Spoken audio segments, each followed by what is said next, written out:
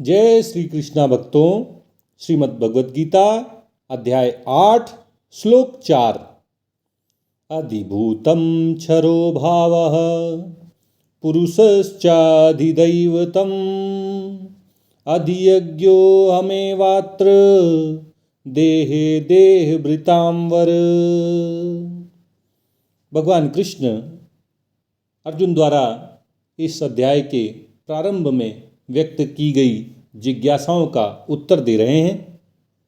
भगवान अर्जुन से कहते हैं कि हे देहधारियों में श्रेष्ठ अर्जुन, जो उत्पत्ति और विनाशशील, परिवर्तनशील और नाशवान पदार्थ हैं, क्रियाएं हैं, ये सब अधिभूत कहलाती हैं।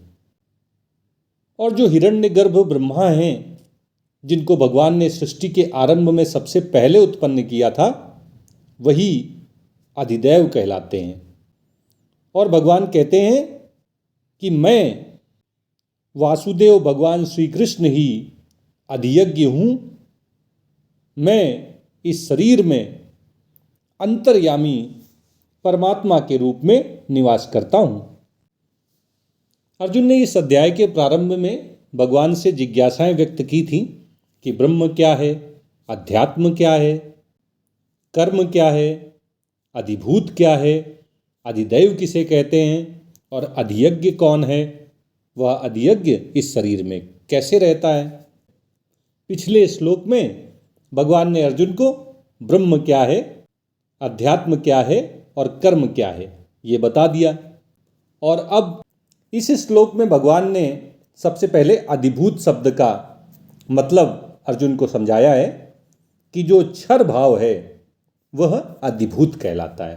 क्षर मतलब जिसका क्षरण होता हो, जो नाशवान हो, जो क्षीण होता हो। हम अपने आसपास जो भी भौतिक सृष्टि देखते हैं, जो भी संसार देखते हैं, वह सारा का सारा परिवर्तनशील है।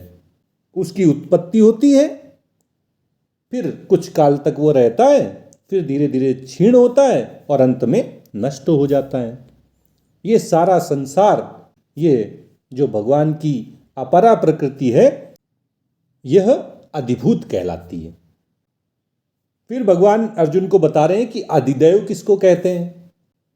जब भगवान ने सृष्टि की रचना आरंभ की और यह संकल्प किया कि अब मैं परमपिता परमेश्वर भगवान श्री कृष्ण एक से अनेक में विभक्त हो जाऊं, एक से बहुत हो जाऊं, तो सबसे पहले जिनकी उत्पत्ति हुई वो हिरण्यगर्भ ब्रह्मा कहलाते हैं।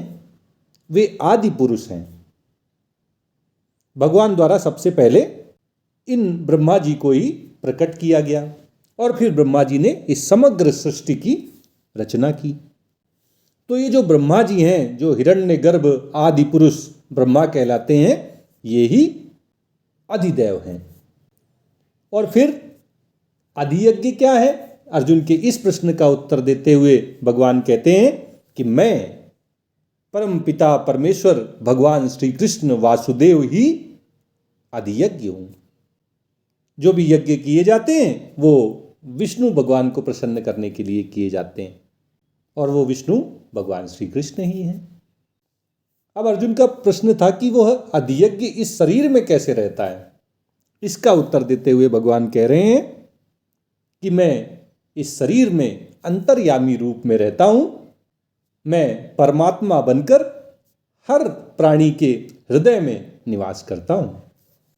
अब अगर इन 6 प्रश्नों के जो भगवान ने उत्तर तीसरे और चौथे श्लोक में दिए हैं, इनको हम गौर करें तो चाहे वो ब्रह्म हो, चाहे वो अध्यात्म हो, चाहे वह कर्म हो, चाहे वह अधिभूत हो, अधिदैव हो या अधियज्ञ हो, ये सारे के सारे भगवान की ही अभिव्यक्ति हैं।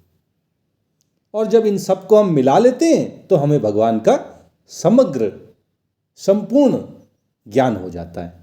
मतलब जो कुछ भी हम देख रहे हैं, जो कुछ भी हम सुन रहे हैं, जो भी हमारी इंद्रियों के विषय हैं, जो भी हमारे मन बुद्धि अहंकार हैं, जो संपूर्ण सृष्टि है, अपरा प्रकृति है जिसे भगवान ने अपनी अष्टधा प्रकृति कहा है, और जो परा प्रकृति है जो जीव नाम से कही जाती है, ये सब के सब भगवान की अभिव्यक्ति हैं। एक भगवान श्री कृष्ण ही सब जगह सब रूपों में हर समय व्याप्त हैं। वे हमारे सामने अलग अलग रूपों में, अलग अलग समय में, अलग अलग जगहों में लीला करते हुए नजर आ रहे हैं। जब हम ऐसी भगवत दृष्टि हर किसी वस्तु, व्यक्ति और स्थान के प्रति रख लेते हैं तो बस हमें भगवान के समग्र रूप का, उन पिता परमेश्वर का संपूर्ण ज्ञान हो जाता है। जो कुछ है सब भगवान का है, जो कुछ है वह सब भगवत स्वरूप है। एक भगवान वासुदेव ही सब जगह उपस्थित हैं। वासुदेवः सर्वम, सब कुछ भगवान वासुदेव ही हैं। श्री कृष्ण भगवान के अतिरिक्त और किसी की कोई सत्ता नहीं है। अच्छा, एक बात और कर लेते हैं कि जो भगवान भोले बाबा हैं, हमारे भगवान शंकर हैं, भगवान राम हैं, मैया दुर्गा हैं, मैया काली हैं, भगवान हनुमान जी हैं, कोई साईं बाबा को मानते हैं, कोई बुद्ध भगवान को मानते हैं, कोई महावीर जी को मानते हैं, कोई अल्लाह को मानते हैं, कोई यीशु को मानते हैं। तो ये सब भी तो भगवान के ही स्वरूप हैं। वही एक परमपिता परमेश्वर कभी यीशु बन के आ जाते हैं, कभी अल्लाह बन के आ जाते हैं, कभी कृष्ण बन के आ जाते हैं, कभी राम बन के आ जाते हैं, कभी शंकर बन के आ जाते हैं, कभी माँ दुर्गा बन के आ जाते हैं, कभी हनुमान बन के आ जाते हैं, कभी माँ काली बन के आ जाते हैं, कभी वही साईं रूप में आ जाते हैं, और कभी वो बड़े बड़े भक्तों के रूप में हमें नजर आते हैं। है तो ये सब भगवान ही। आपको भगवान का जो रूप पसंद आए उसको श्रद्धा और विश्वास से भरकर उस स्वरूप का ध्यान करिए, चिंतन करिए, मनन करिए, संकीर्तन करिए, उस नाम का जप करिए, और इस तरह भगवत भक्ति करते हुए, भगवत प्रेम में मग्न होकर आप निश्चित रूप से भगवत प्राप्ति कर लेंगे। आपको भगवत धाम की प्राप्ति होगी।